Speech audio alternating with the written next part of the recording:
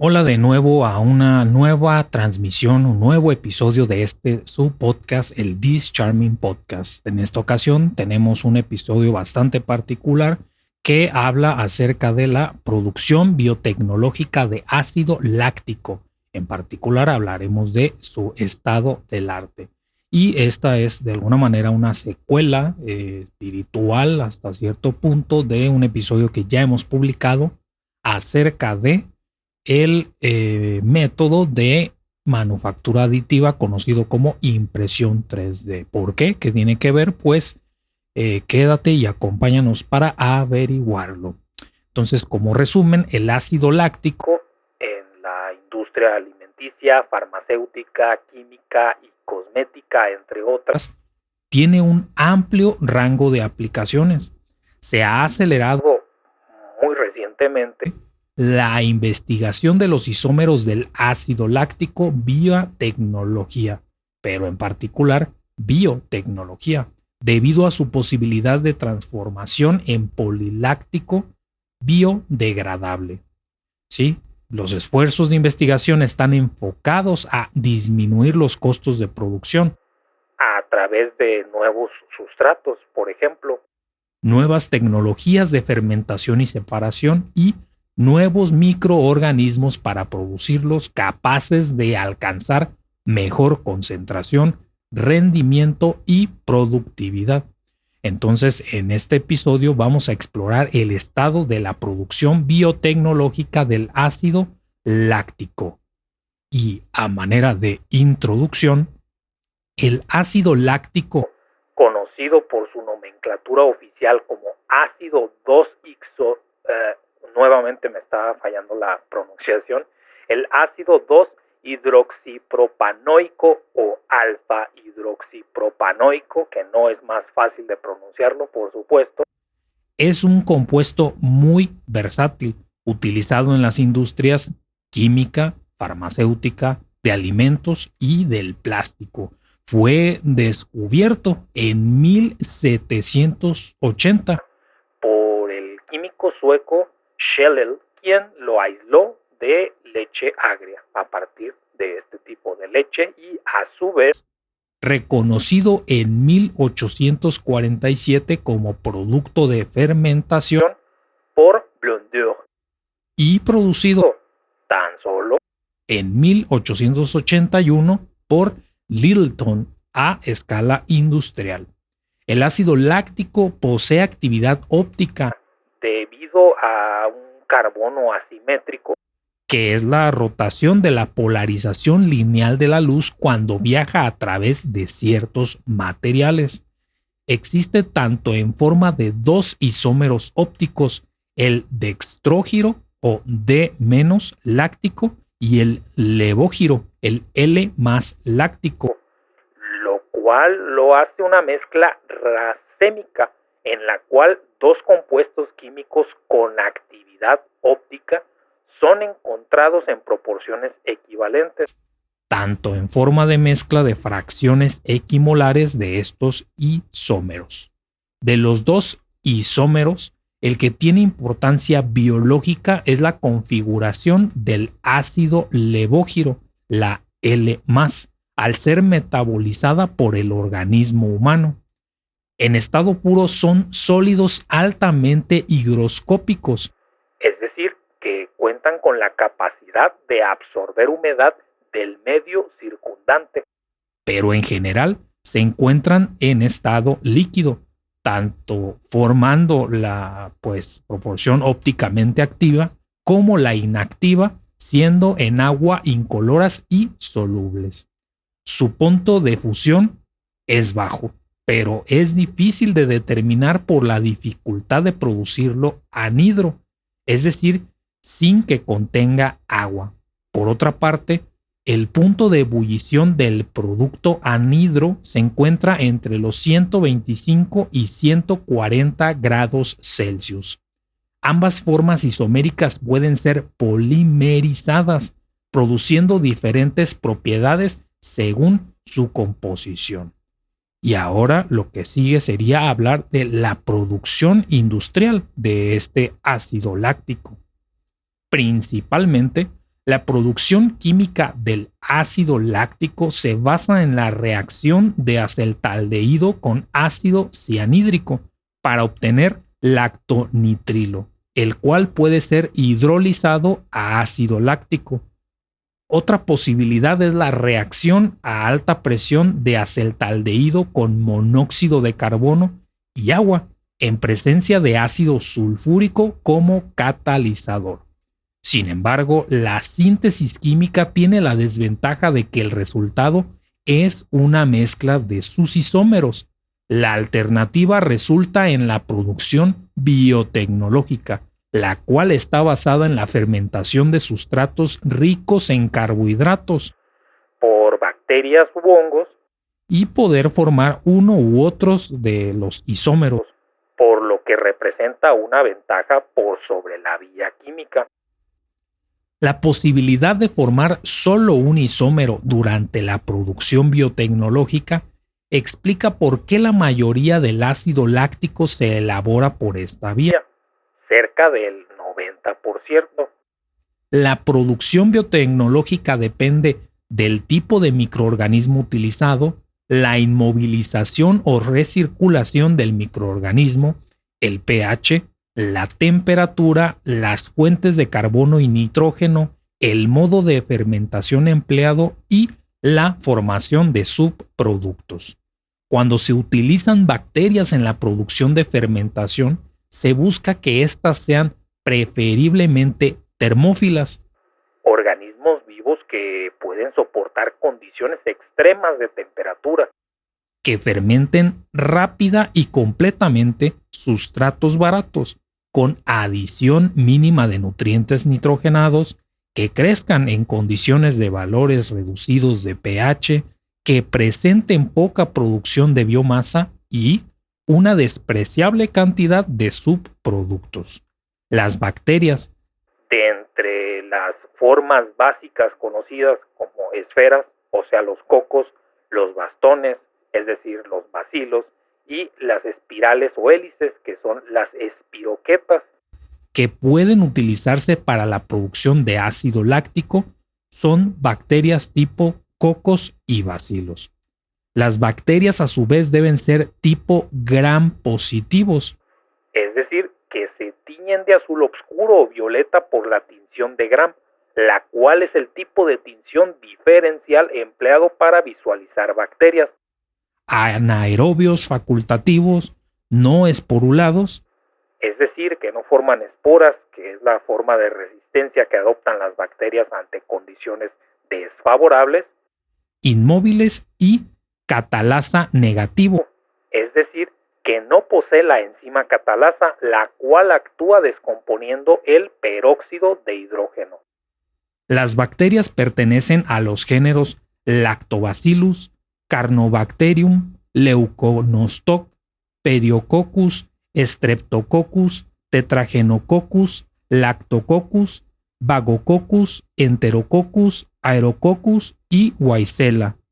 La mayoría de las especies que pertenecen a los géneros de bacterias utilizables tienen alta tolerancia a bajo pH. La tolerancia ácida, que sería por debajo de 5 de pH, les da las ventajas competitivas sobre otras bacterias. En cuanto a la temperatura óptima de crecimiento, varía entre los géneros dentro del rango de 20 a 45 grados Celsius. La nutrición de las bacterias del ácido láctico, abreviadas en inglés como LABs, tienen requerimientos complejos. LABs siendo pues lactoacids y pues bacterias, ¿no? LABS. En particular, debido a su limitada habilidad para sintetizar aminoácidos y vitamina B de encontrarse en la naturaleza, se observan en ambientes nutricionalmente ricos. La mayoría de las LABs producen únicamente una forma isomérica de ácido láctico, característica que les da una ventaja en la producción industrial. Las formas isoméricas de lactato deshidrogenasa de las LABs, al ser estereoespecíficas, determinan el isómero producido. Es decir, que difieren atómicamente en la orientación tridimensional. Se pueden clasificar las labs adicionalmente según el resultado de su metabolismo, específicamente según los productos finales de la fermentación de los hidratos de carbono en homofermentativas y heterofermentativas. En el metabolismo homofermentativo se produce predominantemente ácido láctico y las bacterias utilizan las hexosas siguiendo la glucólisis clásica. ¿Qué es la glucólisis clásica? Pues es la ruta encargada de oxidar la glucosa con la finalidad de obtener energía para la célula, la cual es conocida como vía Ebden-Meyerhof-Parnas, la cual fue la primer vía metabólica en ser completamente dilucidada a finales de 1930, contribuyendo enormemente al desarrollo experimental y conceptual de la bioquímica moderna. La fermentación homoláctica, además, puede dar lugar a una mezcla de ácidos al existir glucosa limitada según su pH, temperatura y azúcar. Específicamente, cuando se incrementa el pH, se aumenta la temperatura o se fermentan azúcares diferentes a la glucosa. En estos casos, la diferencia radica en el metabolismo del piruvato, el cual, además de producir ácido láctico, produce además formiato y acetil-CoA por la enzima piruvato formiato liasa. La fermentación heteroláctica a partir de glucosa produce cantidades equimolares de otros productos de fermentación como ácido acético, etanol y dióxido de carbono. El ácido láctico puede ser producido además en mayor o menor proporción por bacterias que no suelen incluirse en el grupo láctico, siendo el microorganismo más utilizado de las labs en la producción a gran escala de ácido láctico, el Lactobacillus delbrueckii. La razón de su uso es el de poseer las ventajas de producir únicamente isómeros levógiros, consumir eficientemente la glucosa y ser un microorganismo termófilo, con temperatura óptima de crecimiento de 41.5 grados Celsius, incluyendo que se reducen los costos de enfriamiento y esterilización y los riesgos de contaminación microbiológica en el fermentador. El microorganismo Lactobacillus delbrueckii, que crece bien en un ambiente ligeramente ácido, es decir, a un pH entre 5.5 y 6.6 de pH, por lo cual el ácido producido debe ser continuamente neutralizado. Lo anterior significa que al producir el ácido, que por su naturaleza se disocia en disolución, aumenta la concentración de iones de hidrógeno, acidificando el medio, por lo que se busca neutralizar para el óptimo crecimiento del microorganismo. En un intento de evitar la neutralización, se ha recurrido a su mutagénesis para aumentar su tolerancia al ácido láctico.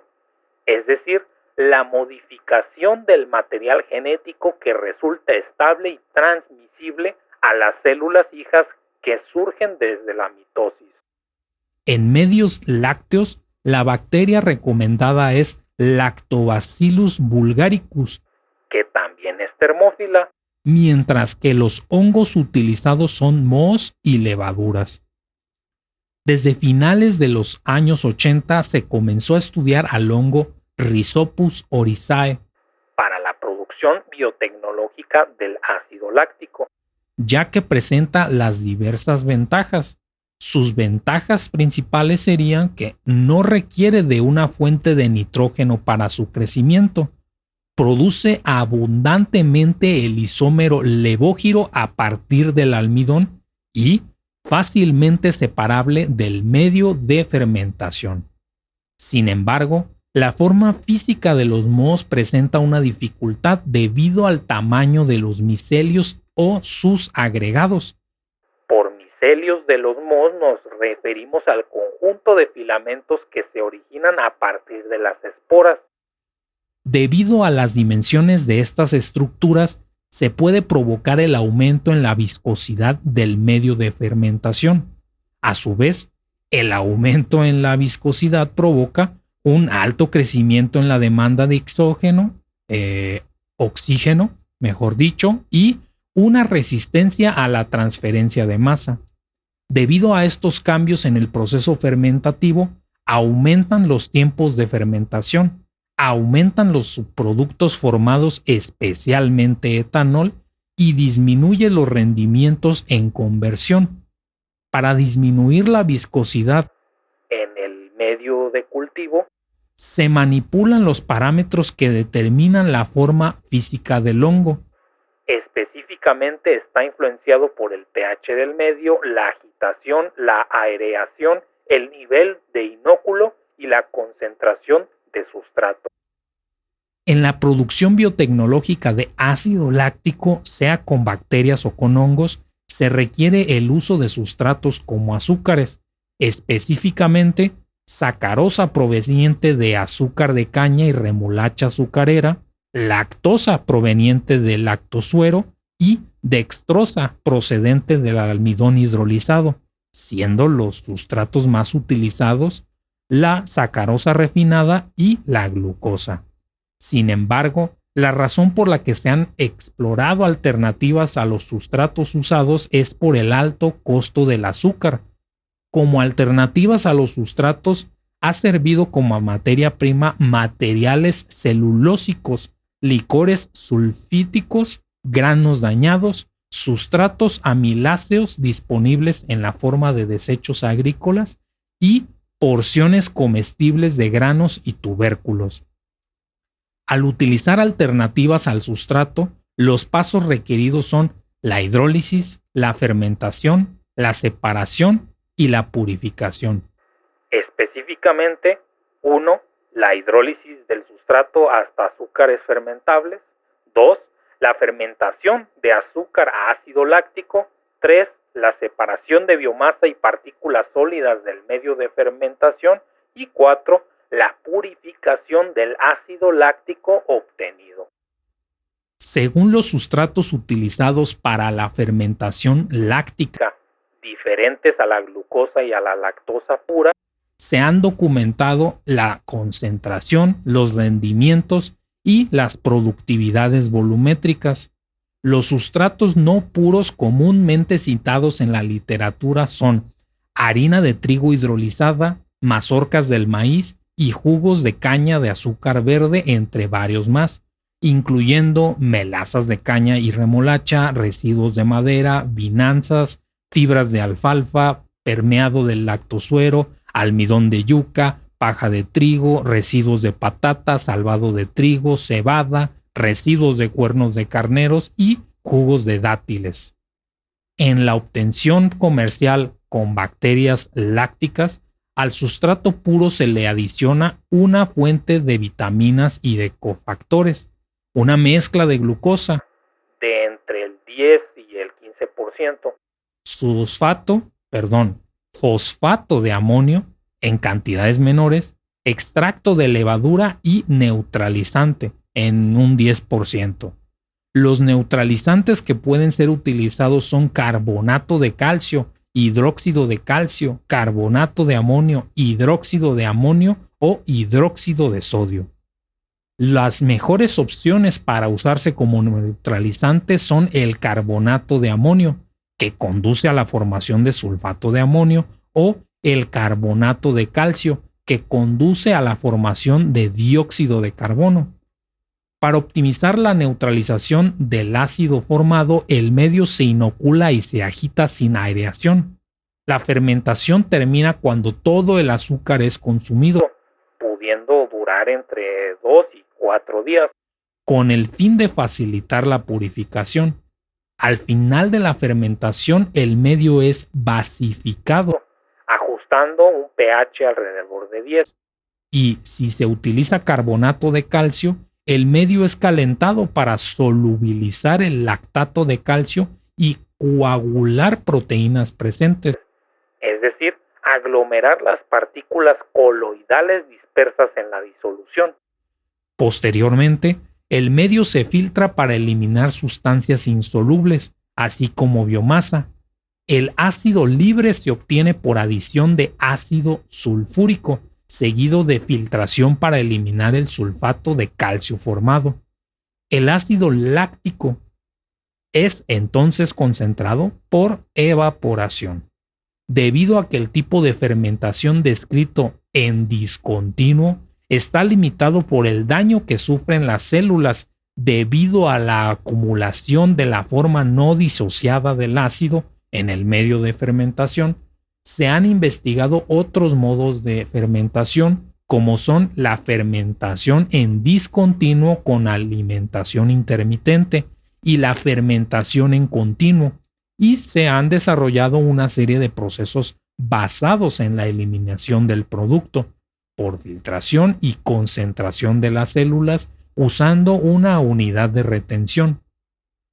La fermentación en discontinuo con alimentación intermitente es un proceso en el cual el bioreactor es alimentado con sustrato continuamente o secuencialmente, sin la eliminación del medio de fermentación. La fermentación en continuo, la corriente de producto posee la misma composición que el líquido del bioreactor, lo cual es posible por el uso de células microbianas inmovilizadas en carragenato, alginato, polietilenamida, poliuterato, aceites y frutas. La efectividad del proceso biotecnológico de producción del ácido láctico puede ser medida en términos de concentración, rendimientos y velocidades, específicamente la concentración de ácido láctico producido, el rendimiento en ácido láctico basado en el sustrato consumido y como la velocidad de producción de ácido láctico.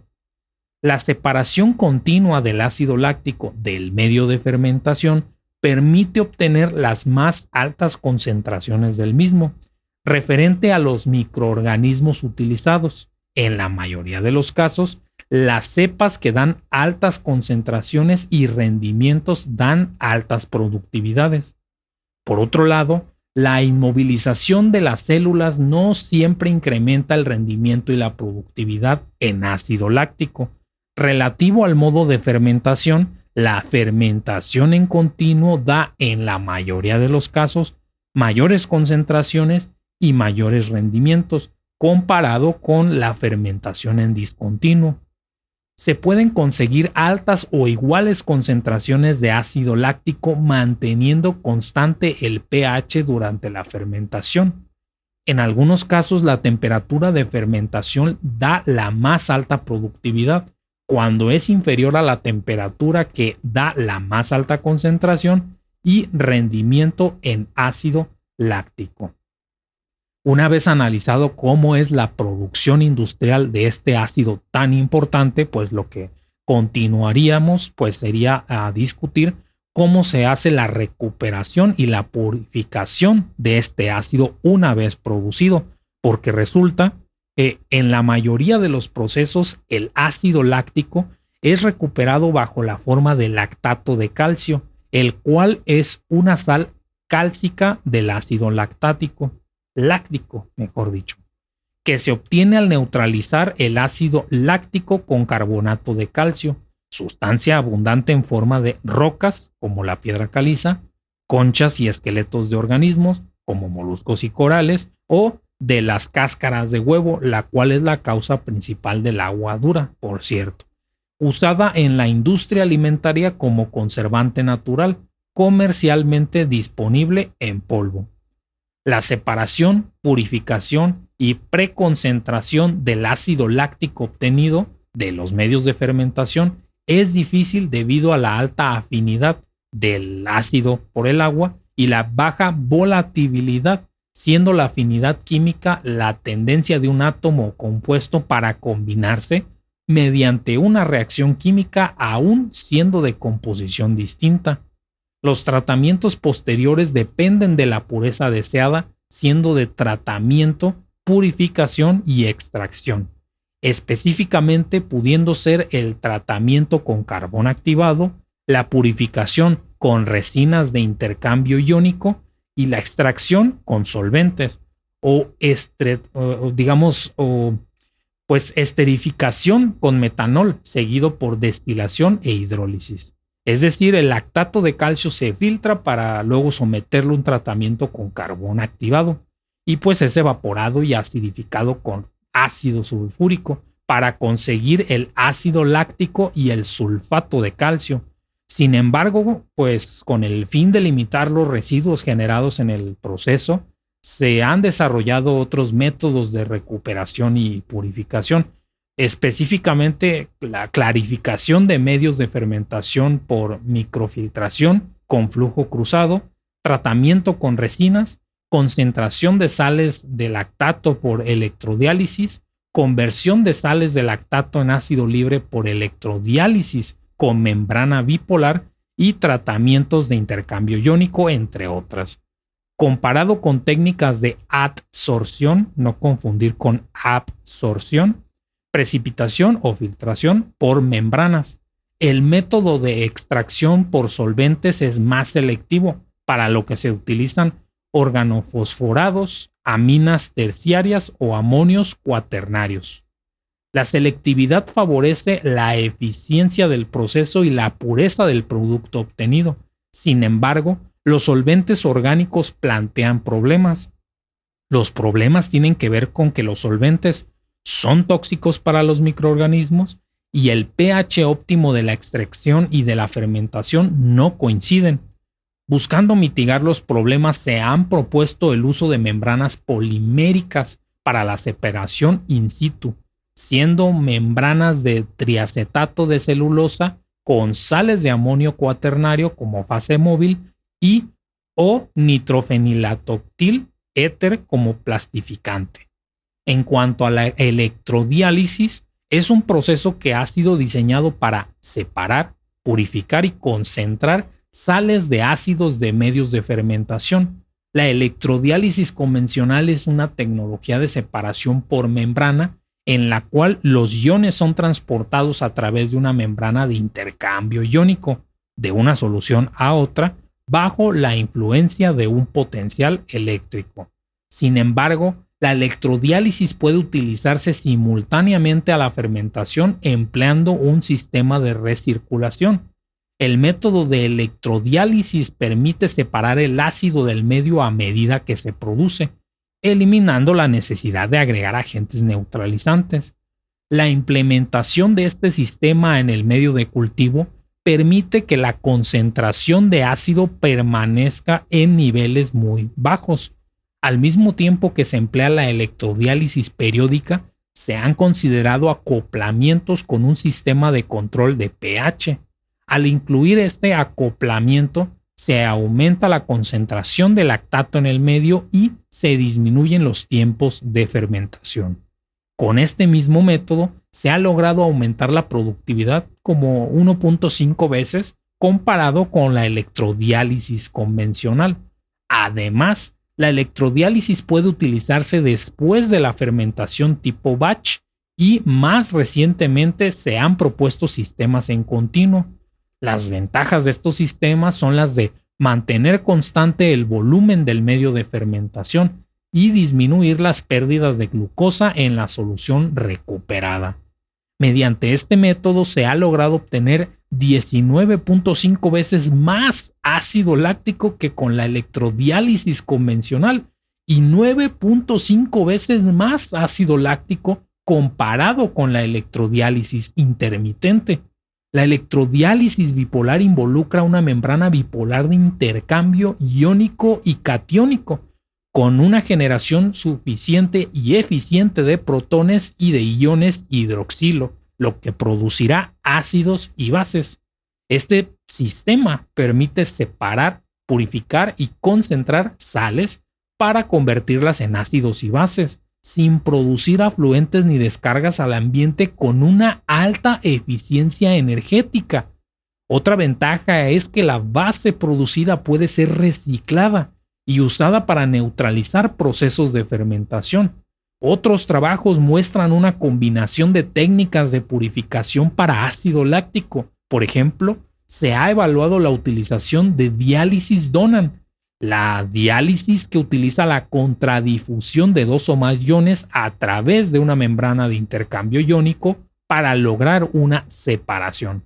El objetivo de usar este tipo de diálisis es servir como pretratamiento del medio de fermentación y electrodiálisis con membrana bipolar para la extracción del lactato. De hecho, se ha logrado obtener más o menos 151 gramos de ácido láctico por litro utilizando en una primera etapa de separación electrodiálisis convencional y electrodiálisis con membrana bipolar en una segunda etapa. Se ha optimizado la purificación del ácido incluyendo una membrana bipolar en el módulo de electrodiálisis. A pesar de todos estos avances, la mayoría de industrias productoras de ácido láctico aún emplean los mismos procesos. Los procesos que predominan en la industria para la purificación de ácido láctico, pues son los de precipitación. El problema de continuar con estos procesos es la generación de residuos que terminan depositados en el medio ambiente. En particular, se llega a generar 1 tonelada de sulfato de calcio hemihidratado, que es el yeso, por cada tonelada de ácido láctico producido. El argumento por el que se opta por vertirlo en el medio ambiente es por considerarse económicamente redituable a escala industrial, lo cual, pues, evidentemente resulta en un problema. Ahora, hablando de los usos y especificaciones del ácido láctico, el ácido láctico y sus derivados como sales y ésteres son ampliamente utilizados en la industria, pero ¿en cuáles? Pues en la alimentaria, en la química, farmacéutica, plástica, textil, la agricultura y la alimentación animal, entre otros. En la industria alimenticia se usa como acidulante y conservante. Las industrias químicas lo utilizan como solubilizador y como agente controlador de pH. En las curtiembres, curtiembres, es utilizado para remojar los cueros y desencalarlos. En la producción de pinturas y resinas puede ser utilizado como solvente biodegradable. En la industria farmacéutica, sus sales de hierro y calcio tienen un importante uso en la producción de drogas. En la industria textil, ayuda en el teñido e impresión. En la industria agrícola se utiliza como acidulante. En la industria de plásticos es utilizado como precursor del ácido poliláctico, siendo el ácido poliláctico un polímero biodegradable con interesantes usos y aplicaciones en la industria y la medicina, propiedad por la cual es considerada la principal aplicación de este ácido y la causa por la cual ha aumentado considerablemente su demanda. Ya nada más para concluir este tema, a pesar de que la producción industrial de ácido láctico se inició hace ya más de 100 años, la investigación sigue siendo aún muy activa. La razón de continuar investigando se debe principalmente a las nuevas aplicaciones que se le han encontrado al ácido por la posibilidad que ofrece de polimerizarse y producir plásticos biodegradables y el interés de reducir costes para posibilitar aplicaciones a gran escala. Los investigadores proponen disminuir los costos de producción, explorando alternativas a los sustratos, microorganismos y procesos. Específicamente mediante el empleo de sustratos más baratos, como desechos agroindustriales, a través del uso de microorganismos más eficientes y mediante la configuración de procesos integrados de purificación que permitan obtener sus isómeros ópticos en estado puro. Por otro lado, la eficacia del proceso biotecnológico, según se mida en términos de concentraciones, rendimientos y velocidades, es muy variado. Las variaciones dependen de los parámetros de los cuales dependen de manera fundamental, tales como el microorganismo utilizado, la fuente de carbono, la fuente de nitrógeno, el pH, la temperatura y el modo de fermentación. Entonces, pues en otras palabras, Esas son las aplicaciones más importantes del ácido láctico y una de ellas pues son las aplicaciones relacionadas a la producción de pues el polímero conocido como PLA o polylactic acid, del cual estuvimos hablando varias de sus aplicaciones en el episodio que trata acerca de la historia y presente y futuro de la producción de aditiva, en este caso manufactura aditiva, que es conocida como pues el proceso de impresión 3D, que el episodio estará apareciendo pues en alguno de estas secciones. Entonces, pues quería hacer un resumen más o menos acerca de la importancia industrial y tecnológica de este ácido particular.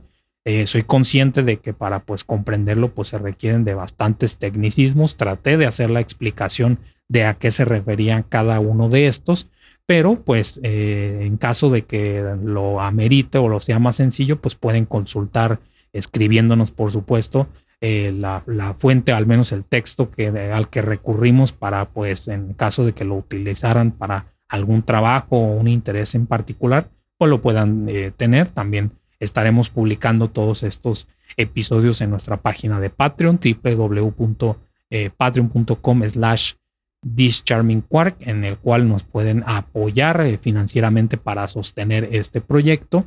Y cuando encontremos de manera periódica nuevos e interesantes temas, pues seguiremos publicándolos, haciéndolo en formato podcast o en formato de video pues corto, ¿no? Como un video documental. Entonces, pues es todo de mi parte. Muchas gracias por escucharnos en esta ocasión. Yo soy Alan Valdivia de This Charming Quark y este fue el This Charming Podcast. Hasta la próxima.